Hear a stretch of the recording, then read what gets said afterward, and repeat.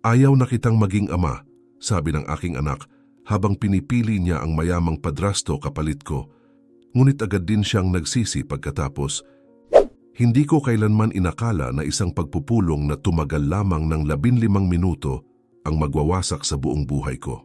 Ilang taon akong nagtrabaho sa mataas na posisyon, may komportabling sahod, regular na bonus at may respeto sa loob ng kumpanya. Panatag kong nasusuportahan ang aming tahanan.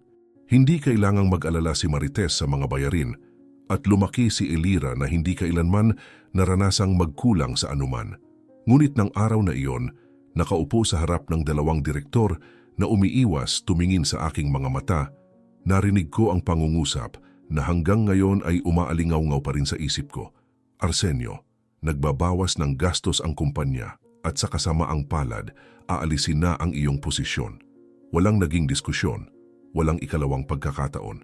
Isang malamig na pakikipagkamay lamang at isang kahon upang ilagay ang aking mga gamit. Pagdating ko sa bahay at ibinalita ko ang nangyari, sinikap kong manatiling matatag. Sinabi ko, panandalian lang ito, makakahanap din ako agad ng bagong trabaho. Tahimik akong tiningnan ni Marites at sa titig na iyon ay naramdaman kong may nagbago na. Sa mga unang araw, maaga pa rin akong gumigising, isinusuot ang pinakamaganda kong polo at umaalis para sa mga panayam. Umuuwi akong pagod ngunit sinasabi ko, sa susunod na pagkakataon magiging maayos din. Nakikinig si Elira ng may atensyon, niyayakap pa rin ako at sinasabing naniniwala siya sa akin. Ngunit habang lumilipas ang mga linggo, pare-pareho ang sagot na natatanggap ko. May hinahanap kaming ibang profile. Napakaganda ng iyong resume, ngunit sa ngayon ay hindi kami maaaring kumuha. Unti-unting bumigat ang pag-asa. Pagkaraan ng ilang linggo, napansin kong lumalaki ang pagkainip ni Marites. Binabanggit niya ang mga bayarin, ang pamumuhay na unti-unting nagiging mas simple. Isang gabi habang inaayos ko ang aking resume sa mesa sa sala, bigla niyang sinabi, kailangan mong tanggapin na nagbago na ang mga bagay, hindi tayo maaaring maghintay magpakailanman. Kalmado ngunit matatag akong sumagot, hindi ko tatalikuran ang pinaghirapan ko, kailangan ko lang ng oras. Bumuntong hininga siya na tila ba ang oras ay isang bagay na wala na kami. Sa panahong iyon, dumating si Dario. Lumitaw siya bilang isang dating kakilala, isang matagumpay na negosyante at may-ari ng malaking kumpanya. Nagsimula siyang bumisita sa aming bahay sa ngalan ng pagkakaibigan, sinasabing nais niyang tumulong sa pamamagitan ng mga kontak. Sa unang pagbisita, nagdala siya ng mamahaling regalo para kay Elira. Binuksan niya ang kahon na kumikislap ang mga mata. Sinabi ko, hindi na sana niya kailangan gawin iyon. Pilit pinananatili ang aking tindig. Ngumiti si Dario at sumagot, wala lang ito para sa akin, nais ko lang suportahan ang talento niya. Unti-unti siya na ang nagbabayad ng mga hapunan, nag-aanyaya sa kanilang dalawa sa mga kaganapan at ipinapakita ang mundong sa sandaling iyon ay hindi ko kayang ibigay. Tahimik ko lamang pinagmamasdan ng lahat. Ramdam ko ang pagbabago sa loob ng sarili kong tahanan. Si Elira, na dati ipinagmamalaki na ang kanyang ama, ay isang huwaran sa trabaho, nagsimulang maghambing ng hindi sinasadya. Sabi ni Dario, marami siyang kilalang doktor, banggit niya minsan. May mga kaibigan siya sa larangan ng medisina. Tahimik akong nakikinig at nilulunok ang pait. Hindi iyon inggit, kundi ang pakiramdam na napapalitan ako ng hindi man lang tahasang sinasabi. Samantala lalo pang humirap ang paghahanap ko ng trabaho. May mga alok na nangakong mabilis na pera. Isang lalaki ang nag-alok ng malaking bayad kapalit ng pagdadala ng mga kargamentong hindi malinaw ang laman. May isa namang nagmungkahi ng pakikilahok sa ilegal na pamimirata sa digital. Mayroon pang nagparinig na maari akong mamagitan sa mga questionabling kontrata at tumanggap ng malaking komisyon.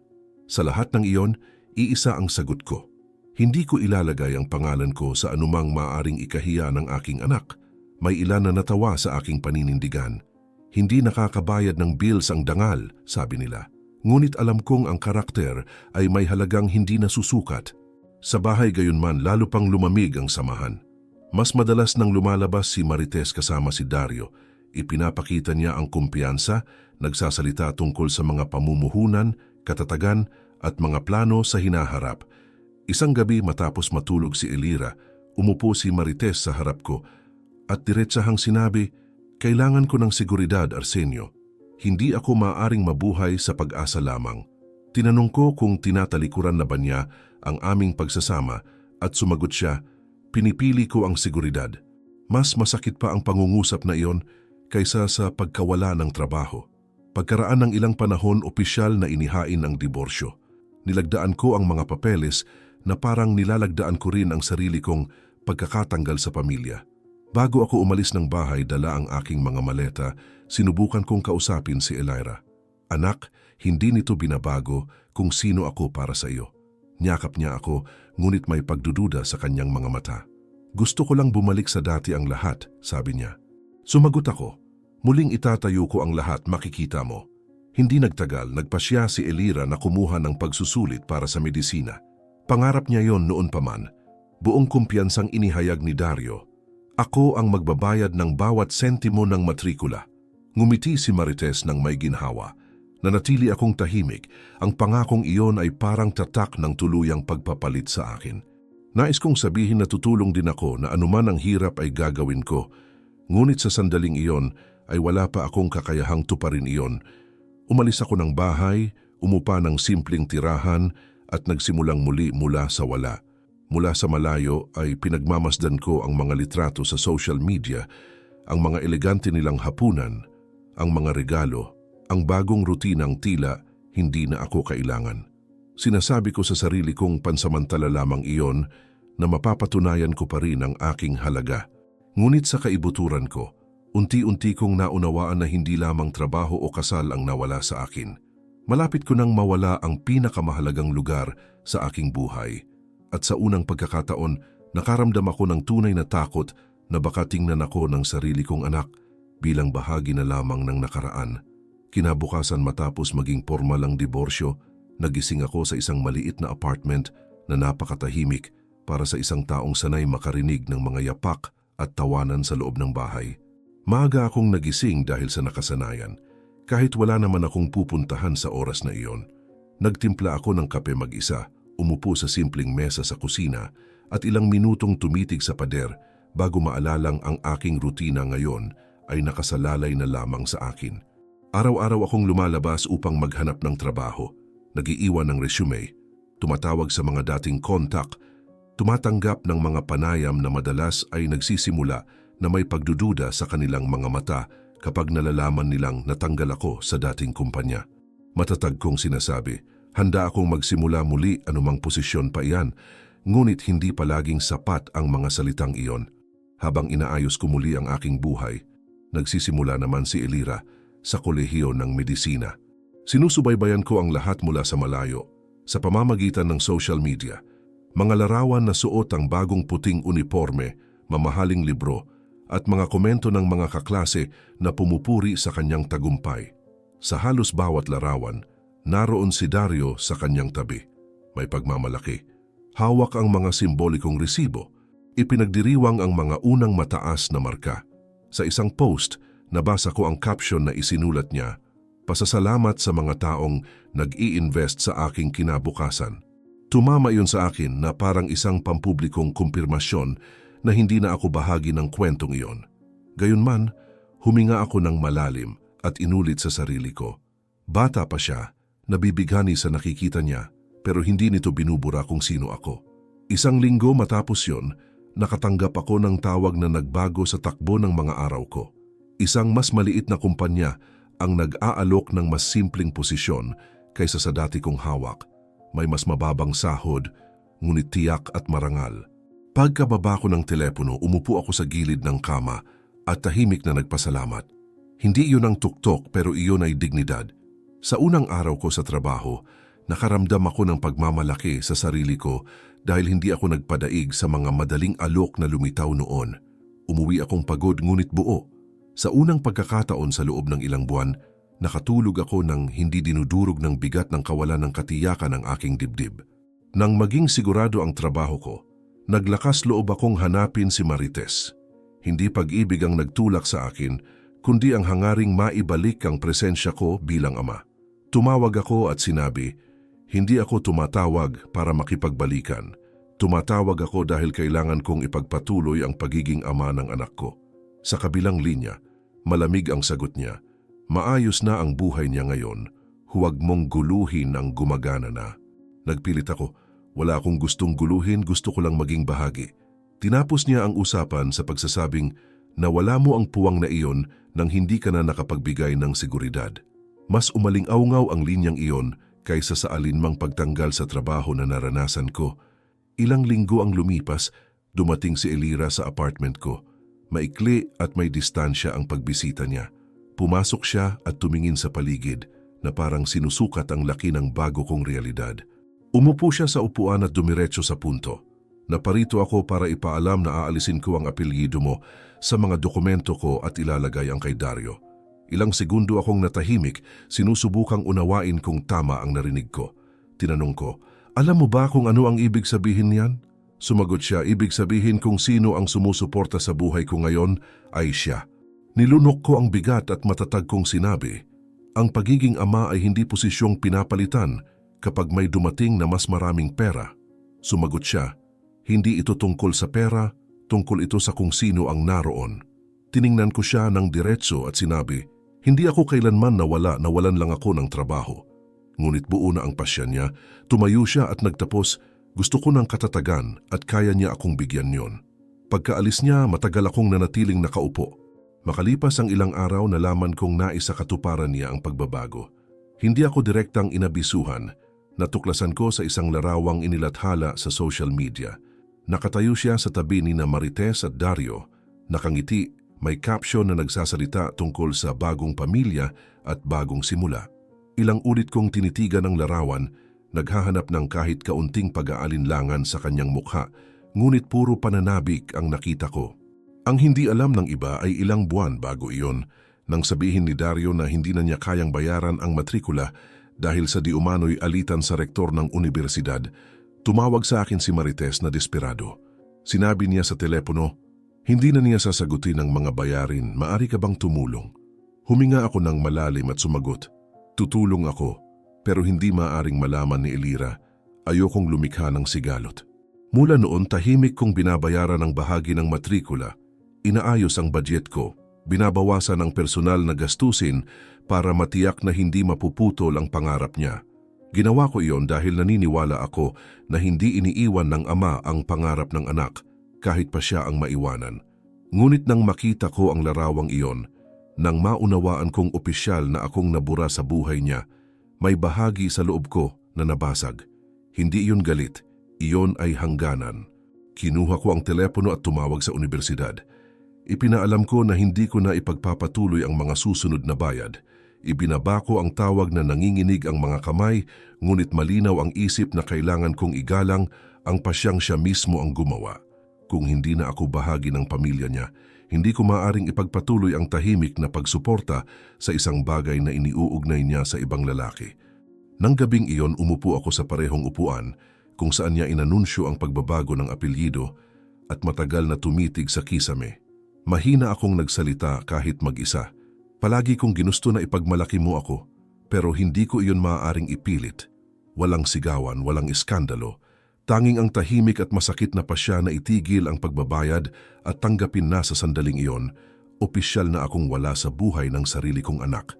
Ilang oras matapos kong kansilahin ang bayad sa matrikula, paulit-ulit na tumunog ang telepono sa apartment ni Marites. Nagpadala ng abiso ng pagkaantala ang universidad. Sinubukan niya itong baliwalain sa una, iniisip na baka pagkakamaling administratibo lamang, ngunit nang kumpirmahin ang mga detalye, napagtanto niyang hindi talaga nabayaran ang halaga. Sinakop siya ng takot. Agad siyang tumawag kay Dario at sinabi na naniningil ang universidad. Malamig ang sagot nito. Nilinaw ko na hindi ako maglilipat ng anumang halaga sa institusyong iyon. May lumang isyu na kinasasangkutan ng kumpanya at ang rektor at hindi ko isa sa panganib ang negosyo ko dahil diyan. Nagpilit si Marites, sinabing maaaring mawala kay Elira ang semestre. Tuyo ang tugon niya, hindi ko responsibilidad na ayusin iyan, alam mo ang sitwasyon. Nagtapos ang pag-uusap sa mabigat na katahimikan. Sa mismong araw na iyon, tumunog ang aking telepono. Si Marites iyon at halatang mataas ang tono ng kanyang boses. Arsenio, naniningil na ang universidad sa matrikula, hindi pumasok ang bayad. Ano ang nangyari? Huminga ako ng malalim bago sumagot. Kalma kong sinabi, sinuspindi ko ang bayad. Sa kabilang linya ay nagkaroon ng katahimikang puno ng hindi makapaniwala. Tinanong niya, ibig mong sabihin ikaw ang nagbabayad? Sumagot ako, oo, ako iyon sa loob ng maraming buwan. Ginawa ko iyon dahil humingi ka ng tulong nang sabihin ni Dario na hindi na niya kayang magbayad at tinanggap ko upang maprotektahan ang pangarap ng ating anak. Natigilan si Marites at sinabi, bakit hindi mo sinabi kay Elira? Hindi ako nag-atubiling sumagot dahil ayokong lumikha pa ng mas maraming alitan at dahil naniwala akong kahit malayo ako, maaari ko pa ring gampanan ang papel ko. Pagkatapos ay tinanong niya kung bakit ako tumigil. Matatag kong sinabi, dahil opisyal akong inalis sa buhay niya at hindi ko maaaring ipagpatuloy ang pagpopondo sa isang bagay na iniuugnay niya sa ibang lalaki. Sinubukan niyang makipagtalo, ngunit tinapos ko ang usapan sa pagsasabing, hindi ko ito ginawa dahil sa paghihiganti. Ginawa ko ito dahil sa hangganan. Kinabukasan, sinabi ni Marites ang totoo kay Elira. Hindi ako naroon. Ngunit alam ko kung paano nangyari dahil narinig ko rin ang bawat detalye pagkatapos. Nagsimula si Marites sa pagsasabing may kailangan siyang linawin. Si Elira kumpiyansa ay nagtanong kung maayos na ang tungkol sa kolehiyo. Sumagot si Marites, ang nagbabayad ng bahagi ng matrikula ay hindi si Dario. Nalito si Elira at nagtanong, kung ganoon sino ang nagbabayad? Diretsong sinabi ni Marites, ang ama mo. Ayon sa kanya, nagkaroon ng katahimikang tila walang katapusan. Tinanong ni Elira, seryoso ba ito? At kinumpirma ni Marites mo tumulong siya mula nang sabihin ni Dario na hindi na niya kayang magbayad. Agad ang naging reaksyon ng aking anak. Sinabi niya ng may nanginginig na boses, inalis ko ang apelyido niya sa paniwalang wala na siya sa buhay ko at siya pala ang nagtataguyod ng kurso ko. Sumagot si Marites ng oo. Nalaman ko na labis na nasaktan si Elira. Nakaramdam siya ng hiya dahil ipinahayag niya sa publiko na ang kanyang padrasto ang sumusuporta sa kanyang pangarap. Nakaramdam siya ng galit dahil tila nalinlang siya ng mga pangyayari. Nakaramdam siya ng pagkalito nang mapagtanto niyang ang kanyang mga desisyon ay naimpluwensyahan ng estado at seguridad sa pananalapi. Hinarap niya si Dario sa araw ding iyon at sinabi, alam mo bang ang tatay ko ang nagbabayad? Umiwas si Dario at sumagot, hindi ko siya pinilit na gawin iyon. Tumugon si Elira, pero hinayaan mong paniwalaan ko na ikaw iyon. Tinapos ni Dario ang usapan sa pagsasabing pinili mong paniwalaan ang gusto mo. Doon nagsimulang lumayo ang pagitan nila. Samantala, napansin ko ang pagbabago sa kilos ni Dario. Mas huli na siyang umuuwi, iniiwasan ang malalalim na pag-uusap. Palaging hawak ang telepono at lumalabas ng sala kapag may tumatawag. Ilang araw pagkatapos, sinabi sa akin ni Marites na tila iba ang kanyang ugali. Ayon sa kanya, nagiging iritable siya tuwing nababanggit ang kolehiyo. Maliliit na detalye ang unti-unting nagpakita na may itinatago siya. Hindi lamang ito tungkol sa alitan sa rektor. Para bang sinisikap niyang lumayo sa anumang ugnayang maaaring magbunyag ng kanyang mga negosyo. Lumipas ang ilang linggo at sa wakas ay dumating si Elira sa pintuan ng aking apartment. Binuksan ko at nakita ko sa kanyang mukha ang halo ng sugatang pagmamataas at pinipigil na pagsisisi. Pumasok siya ng walang yakap o ngiti. Umupo siya at sinabi, alam kong ikaw ang nagbabayad. Sumagot ako, hindi ko iyon ginawa para malaman mo, ginawa ko iyon dahil anak kita. Tinanong niya kung bakit hindi ko sinabi noon pa. Sinabi ko, hindi kailangang ipahayag ng isang ama ang ginagawa niya lang ito. Nanahimik siya sandali at saka nagsabi, nagkamali ako pero maaari ka ring lumaban ng mas matindi. Tiningnan ko siya sa mata at sinabi, lumaban ako araw-araw kahit noong nagpasya kang hindi na ako mahalaga. Tinanong niya kung ano ang inaasahan ko ngayon. Doon ko inilatag ang kondisyong matagal nang nabubuo sa loob ko. Malinaw kong sinabi, kung nais mong patunayang nagbago ka, kailangan mong matutunan ang halaga ng pagsisikap. Magtrabaho ka, bayaran mo ang sarili mong pag-aaral at ipakita mong ang pangarap ay iyo, hindi nang nagpopondo. Kapag nakapagtapos ka at kaya mo nang itaguyod ang sarili mong buhay, Balikan mo ako at malalaman kong ikaw ay naging isang matuwid na babae. Agad siyang tumugon.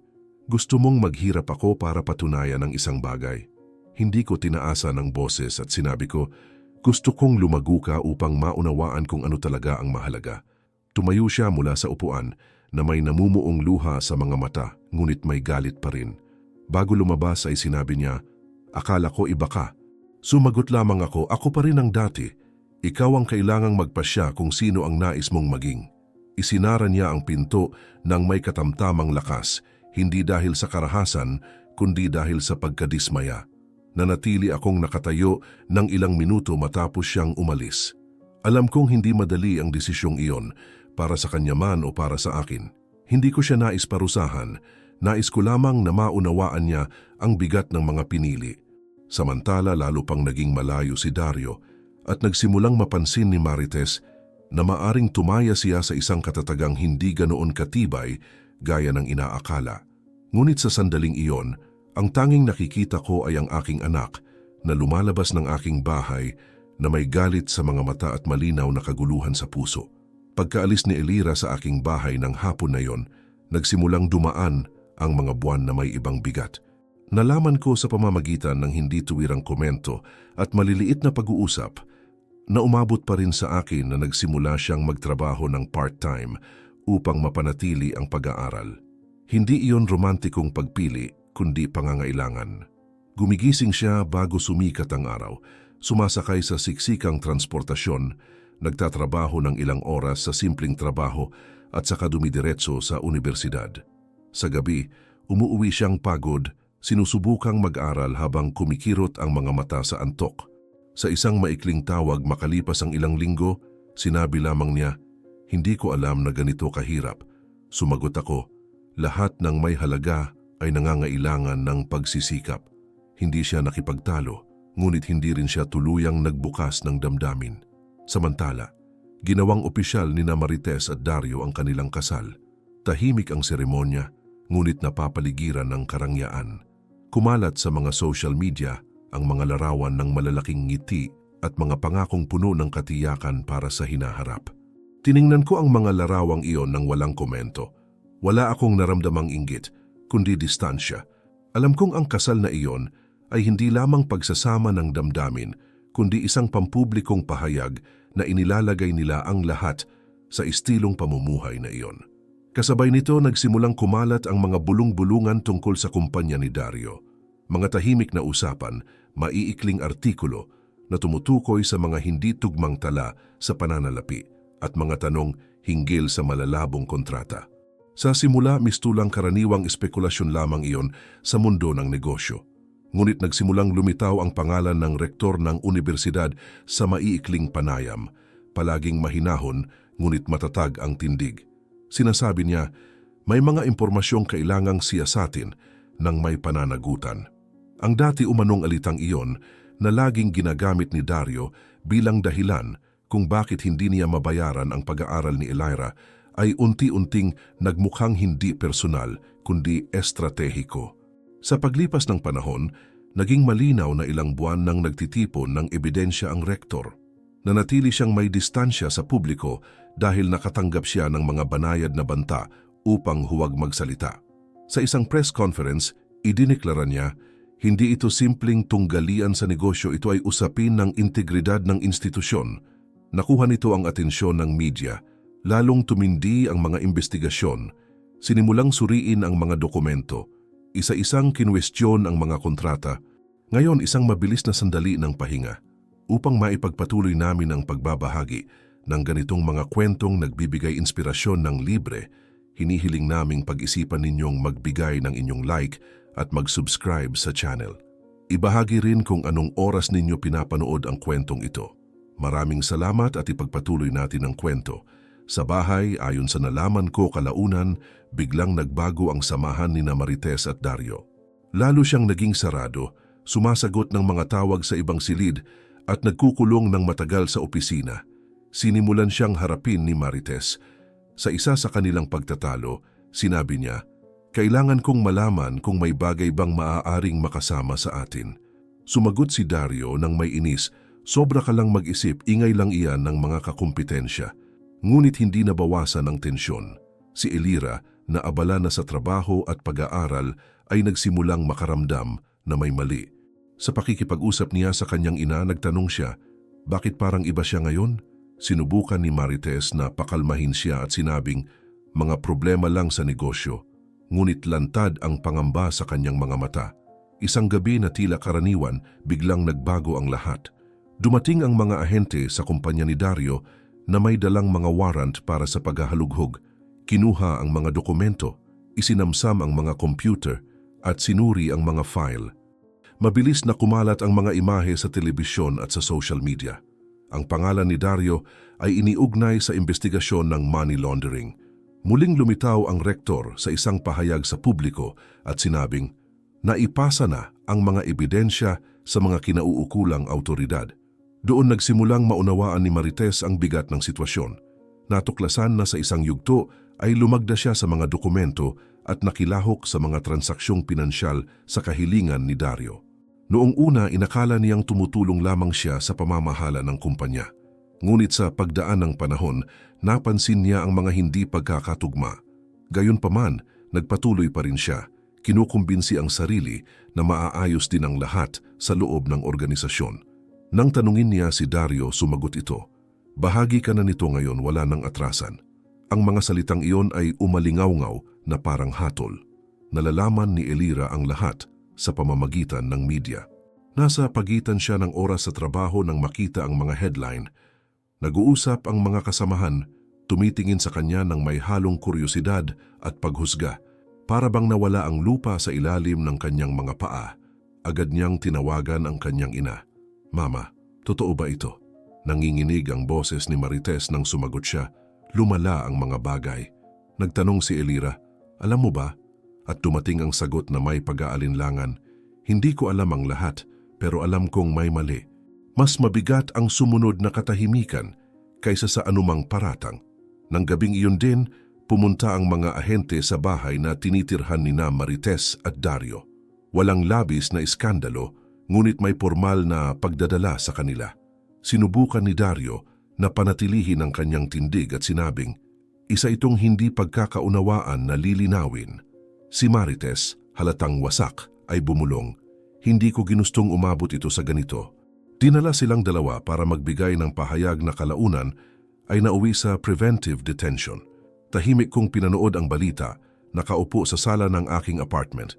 Hindi ako nakaramdam ng kasiyahan, kundi lungkot. Iniisip ko si Elira sa sandaling iyon.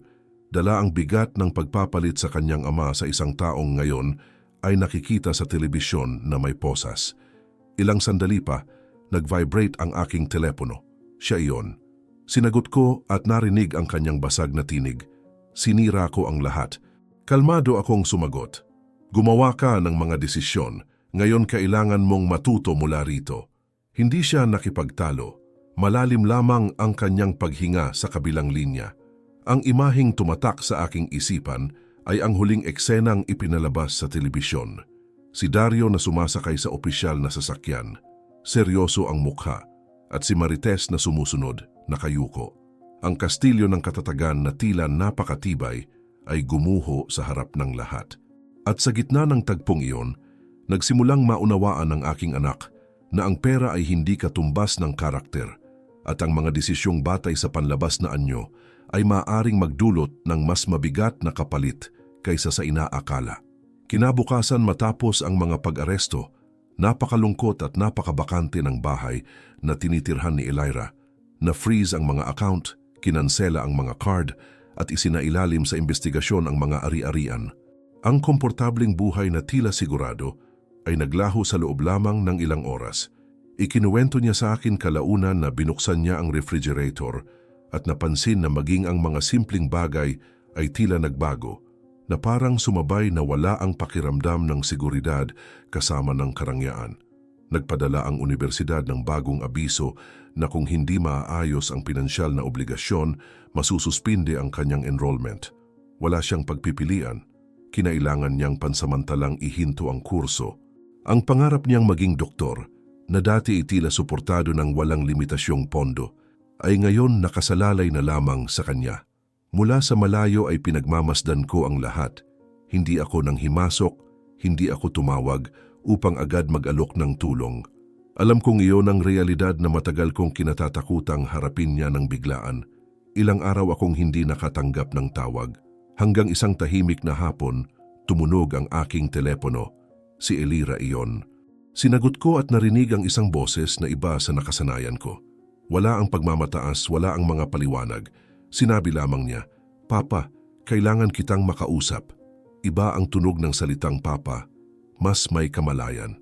Sumagot ako, "Halika." Bukas ang pinto. Pagdating niya, hindi siya tumingin sa paligid ng bahay gaya ng dati.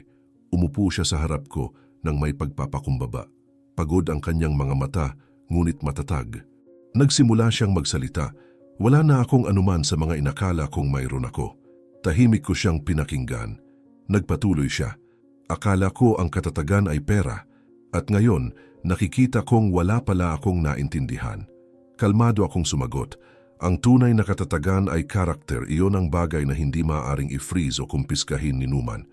Huminga siya ng malalim at sinabi, "Naging hindi ako makatarungan sa iyo." Hindi ko siya pinutol. Nagpatuloy siya. "Pinili ko ang kaginhawaan at ipinagpalit ko ang totoo para sa anyo." Naghintay ako ng ilang segundo bago nagsalita. "Palagi akong narito. Kahit noong nagpasya kang alisin ako sa buhay mo." Ibinaba niya ang mga mata at sinabi, "Alam ko." Ang katahimikang sumunod ay hindi tensyon, kundi pagkilala. Pagkatapos ay direkta siyang nagtanong, "Matutulungan mo ba akong makabalik sa kolehiyo?" Tapat ang tanong, ngunit may dalang inaasahan.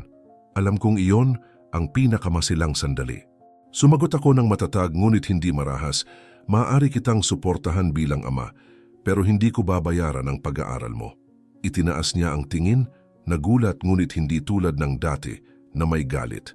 Ipinaliwanag ko, ang karakter ay hindi nabibili at hindi namamana. Ito ay binubuo. Kung nais mong maging doktor, kailangan mong patunayan na mas malaki ang pangarap na iyan kaysa sa anumang pinansyal na tulong. Nanahimik siya ng ilang segundo at nagtanong, "Ibig mong sabihin gagawin ko ito mag-isa?" Sumagot ako, "Gusto kong gawin mo ito para sa sarili mo. Kung babayaran ko ngayon, hindi mo mauunawaan ang halaga ng iyong pinaghihirapan." Huminga siya ng malalim at inamin, "Natatakot ako na baka hindi ko kayanin." Tumingin ako sa kanyang mga mata at sinabi, "Mas matatag ka kaysa sa iniisip mo, nalihis ka lang ng pansin."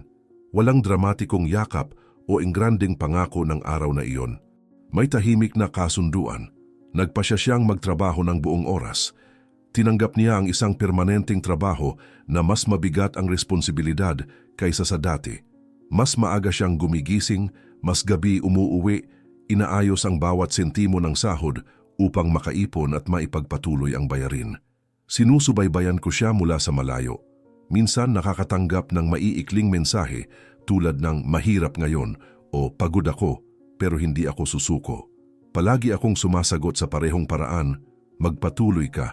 Ipinakita ng mga sumunod na buwan ang pagbabagong hindi kayang bilhin ng anumang halaga. Tumigil si Elira sa pagbanggit ng estado sa buhay. Tumigil sa paghahambing sa mga kaklaseng may suportang pinansyal. Nagsimula siyang mag-aral ng may tunay na focus, hindi para magpahanga kundi para matuto. Sa isang pagbisita sinabi niya, "Ngayon naiintindihan ko ang bawat halagang binabayaran ko, bawat librong binibili ko."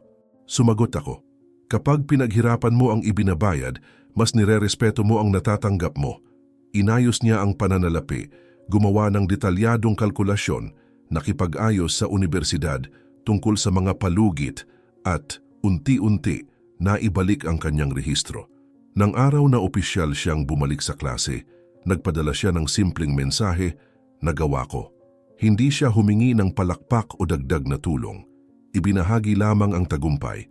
Ilang araw pagkatapos nakita ko siya sa mesa ng aking apartment, nire-review ang mga tala. Sinabi niya, "Hindi na ito tungkol sa pagpapatunay sa iba, tungkol ito sa pagiging mas mabuting tao kaysa sa dati kong sarili."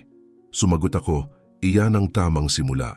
Walang pagbanggit sa nakaraan sa sandaling iyon. Ang bigat ng pagbagsak ay nagawa na ang kailangang gawin. Hindi agarang nagbago ang lahat, ngunit totoo ang pagbabago. Natutunan niyang pahalagahan ang mga bagay na binuo sa pagsisikap. Bawat bayad sa matrikula ay katumbas ng oras ng trabaho, pagod at determinasyon. Pinagmamasdan ko siya ng may tahimik na pagmamalaki, hindi nakikialam maliban sa emosyonal na suporta. Alam kong mahalaga ang prosesong iyon upang maunawaan niya ang kahulugan ng sariling mga pasya. May isang eksena na tumatak sa panahong iyon, simple ngunit makahulugan. Mula sa trabaho, dumaan siya sa universidad at pumasok para sa klase sa gabi. Bago siya pumasok sa silid, nagpadala siya ng mensahe na nagsasabing, "Ngayon iba na, ngayon akin na ito." Binasa ko ang pangungusap at naunawaan kong sa wakas, hindi lamang ang pangarap na maging doktor ang muling binubuo niya, kundi pati ang sariling pagkakakilanlan. At sa unang pagkakataon sa matagal na panahon, naramdaman kong natututo ang anak ko na maglakad ng hindi umaasa sa anino ng iba. Sinusuportahan ang bawat hakbang sa sarili niyang pagsisikap. Lumipas ang ilang taon mula nang magpasya si Elira, nabuin muli ang sariling landas. Hindi binura ng panahon ang nangyari, ngunit binago nito ang paraan ng pagharap namin sa lahat ng iyon. Walang agarang pagkakasundo, walang mahiwagang sandali na bumalik ang lahat sa dati. Ang mayroon ay pagiging tuloy-tuloy. Ipinagpatuloy niya ang pagtatrabaho, pag-aaral at pagbabayad ng bawat matrikula sa pamamagitan ng tunay na pagsisikap. Naging bihira ngunit magalang ang komunikasyon namin. Minsan isang maikling mensahe na, "Maayos ako," minsan isang mabilis na tawag para kumustahin ang kalusugan ko. Palagi akong sumasagot ng diretso at naroroon, ngunit hindi lumalampas sa espasyong kailangan niya upang lumago. Mula sa malayo, nasubaybayan ko ang pag-unlad niya. Nalaman ko nang makakuha siya ng internship sa larangan ng kalusugan, nang pumasa siya sa mahihirap na pagsusulit, nang magpuyat siya upang hindi mahuli sa semestre. Sa isa sa maiikling tawag na iyon, sinabi niya, "Tatay, ngayon nauunawaan ko ang bigat ng bawat tagumpay." Sumagot ako, "Kapag pinaghirapan, iba ang halaga." Tahimik siyang sumang-ayon. Hindi na siya ang kabataang pinatatakbo ng estado sa buhay. Isa na siyang babae na alam ang tunay na halaga ng bawat hakbang. Samantala umusad ang kaso laban kay Dario. Napatibay ang mga investigasyon sa pamamagitan ng mga dokumentong ebidensya, detalyadong galaw ng pananalapi at mga formal na testimonya. Ang rektor, na matagal na nanatiling tahimik, ang nagharap ng mga pangunahing elemento na sumuporta sa akusasyon. Sa isang pampublikong pahayag, sinabi niya, "Nagtagal ako dahil kailangan ko ng hindi matitinag na ebidensya, ngunit kailangang lumabas ang katotohanan." Naging malinaw na ang dating alitan ay hindi personal, kundi bunga ng mga bantang natanggap niya nang subukan niyang questionin ang mga irregularidad taon na ang nakaraan. Nagtagal ang hustisya, ngunit dumating. Opisyal na inanunsyo ang hatol kay Dario para sa money laundering. Walang nagulat sa mga sumusubaybay sa kaso. Ang tila matatag na imperyo ay napatunayang nakatayo sa ilegal na operasyon. Nakatanggap din ng sentensya si Marites dahil sa pakikilahok sa mga galaw ng pananalapi. Napatunayan na kahit hindi siya ang nagpasimula ng iskema, sadyang nakipagtulungan siya nang mapagtanto niyang may mali at pinili pa ring manatili. Narinig ko ang balita na may halong lungkot at pagsasara. Hindi iyon kasiyahan, kundi pagkilala na ang bawat pasya ay may kaakibat na bunga. Hinarap ni Elira ang lahat na may ibang tindig kumpara sa batang minsang nagsabi sa akin na hindi na niya ako nais bilang ama. Dinalaw niya ang kanyang ina habang isinasagawa ang mga proseso. Nakinig sa iba't ibang bersyon, nakinig sa mga paliwanag. Sa isang pag-uusap na nagkaroon kami makalipas ang ilang taon, sinabi niya, "Natuto ako na ang pagpikit sa pagkakamali ay isa ring pagpili." Sumagot ako, "Ang integridad ay hindi nakadepende sa kaginhawaan.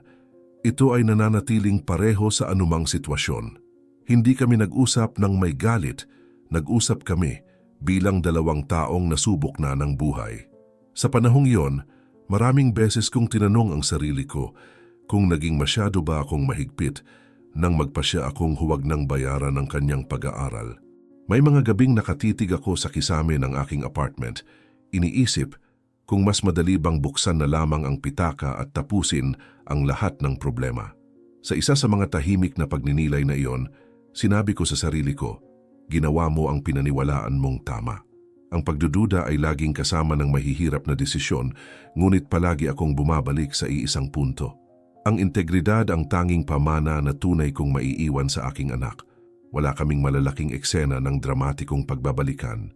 Ang meron kami ay unti-unting paghinog ng pag-unawa. Sa isang kamakailang pagbisita, pumasok siya sa aking bahay na suot ang puting unipormeng pinaghirapan niyang makamit.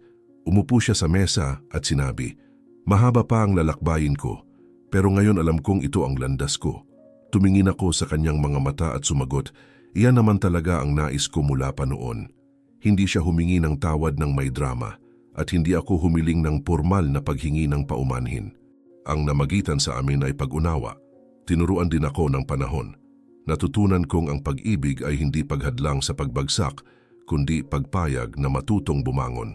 Sa isang maikling pag-uusap, tinanong niya, "Naniniwala ka pa rin bang maaari akong maging mabuting doktor?" Ngumiti ako at sumagot, "Hindi ako kailanman nagduda sa kakayahan mo, nais ko lamang makatiyak sa iyong pagkatao."